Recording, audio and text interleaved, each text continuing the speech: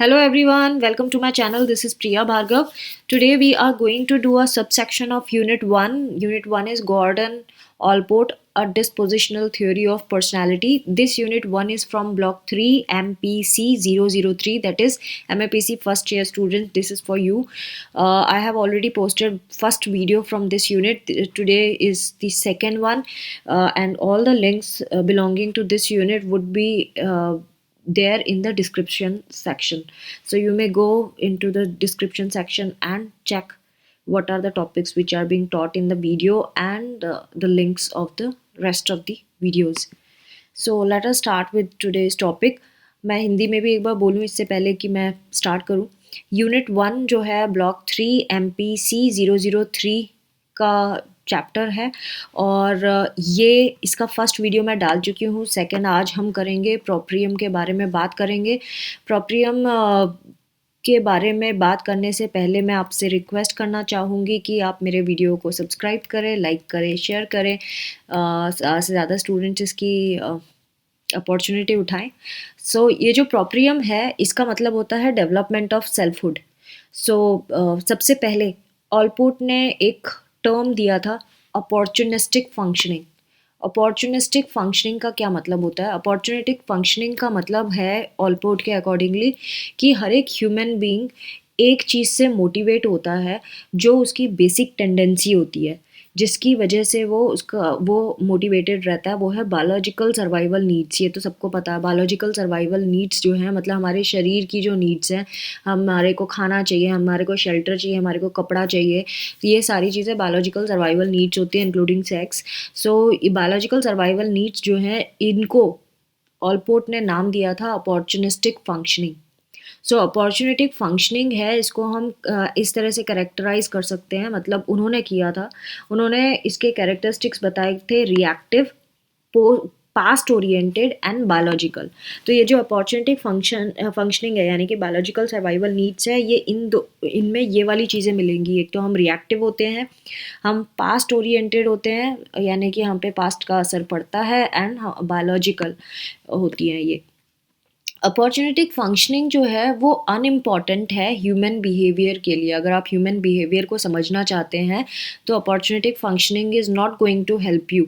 इससे आपको कुछ पता नहीं चलेगा कि ज़्यादा इम्पॉर्टेंट नहीं है. मतलब थोड़ा तो पता चलेगा बट बहुत इम्पॉर्टेंट नहीं है. तो मोस्ट इम्पॉर्टेंट ज़्यादातर जो बिहेवियर होते हैं वो फिर किस चीज़ से मोटिवेटेड होते हैं? अगर इससे नहीं है, बायोलॉजिकल सर्वाइवल नीड से नहीं है, तो किस चीज़ से मोटिवेटेड होते हैं? सो इसके ऊपर ऑलपोर्ट ने बोला था प्रोप्रिएट फंक्शनिंग. प्रोप्रिएट फंक्शनिंग एक ऐसी चीज़ है जिससे इंसान मोटिवेट होके बिहेवियर करता है या बिहेव करता है. क्योंकि अब ये प्रोप्रिएट फंक्शनिंग क्या है? प्रोप्रिएट फंक्शनिंग का मतलब होता है वो चीज़, कोई भी ऐसी चीज़ जो इंसान को अपने आप को एक्सप्रेस करने में हेल्प करती है, यूनिक सेल्फ को एक्सप्रेस करने में हेल्प करती है, उसको हम प्रोप्रिएट फंक्शनिंग कहते हैं. जो भी इंसान करता है अपनी लाइफ में वो कहाँ जाता है, क्या करता है, उसकी जो भी क्वालिटीज़ हैं वो सब इंस्पायर्ड होती हैं प्रोप्रिएट फंक्शनिंग से. तो प्रोप्रिएट फंक्शनिंग के कैरेक्टरिस्टिक्स क्या होंगे? प्रोप्रिएट फंक्शनिंग के कैरेक्टरिस्टिक होंगे proactive, future oriented and psychological. So यानी कि हर एक इंसान अपने आप को, अपना जो भी बिहेवियर करता है वो इसलिए करता है क्योंकि वो खुद को एक्सप्रेस करना चाहता है, अपने यूनिक सेल्फ को एक्सप्रेस करना चाहता है. That is called प्रोप्रिएट functioning. And उसके कैरेक्टरिस्टिक्स होते हैं proactive, future oriented and psychological. सो प्रोप्रिएट कौन से वर्ड से आया? प्रोप्रिएट प्रोप्रियम वर्ड से आया है जिसका मतलब होता है द सेल्फ.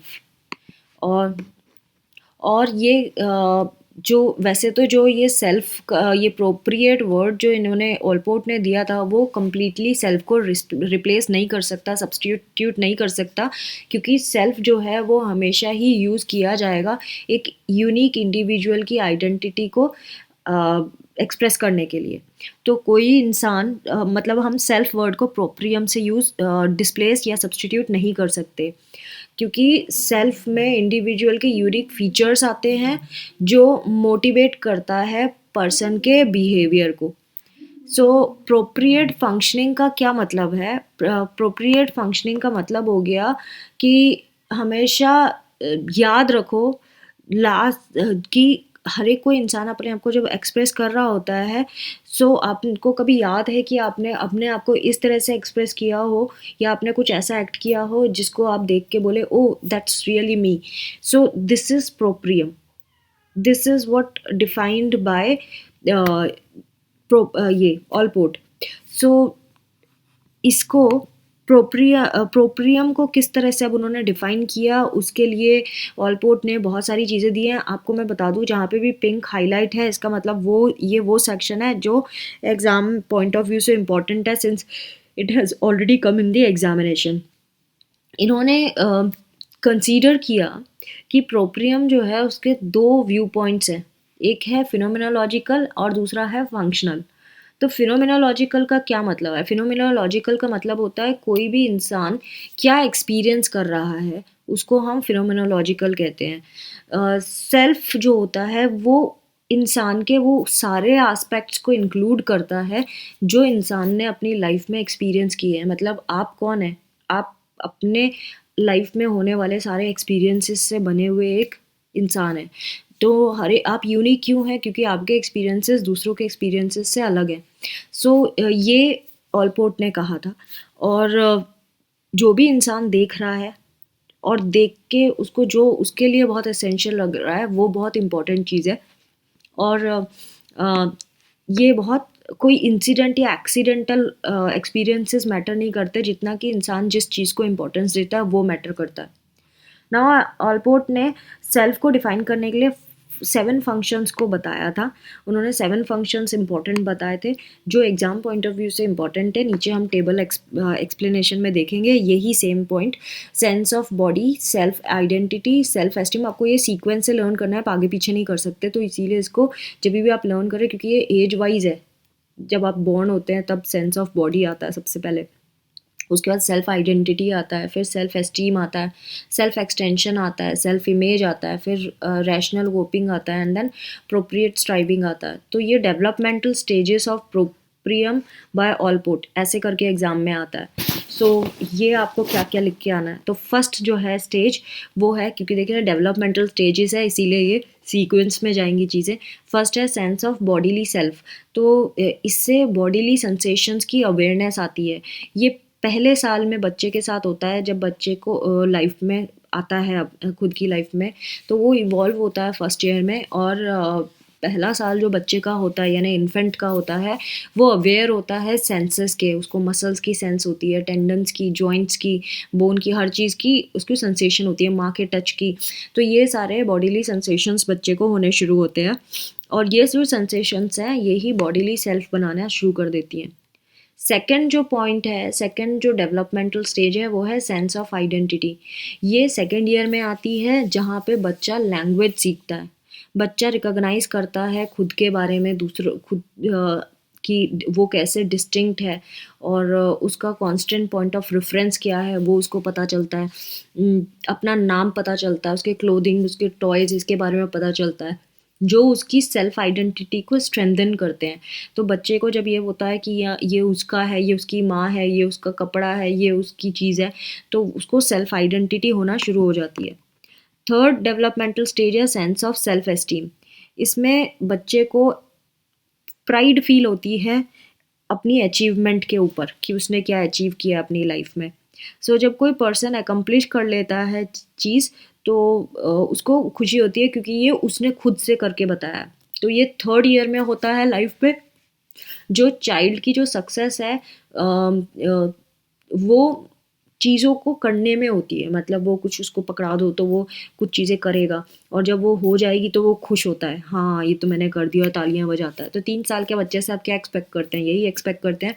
सो वो जब वो टास्क को मास्टर करता है तो उसकी सेल्फ एस्टीम ग्रो होना शुरू हो जाती है, और वो और चीज़ें वो एनवायरनमेंट में एक्सप्लोर करना चाहता है, मैनिपुलेट करना चाहता है। आपने देखा होगा बच्चे टॉयज़ को उठा उठा के पटकते हैं, इधर उधर फेंकते हैं, तोड़ते हैं, उसमें कलर लगा देते हैं, जो मर्जी आए वो करते हैं। तो यानी कि दे आर सेल्फ एस्टीम उनका बढ़ने लगता है, वो एक्सप्लोर करने लगते हैं चीज़ें। नाउ नेक्स्ट है सेंस ऑफ सेल्फ एक्सटेंशन।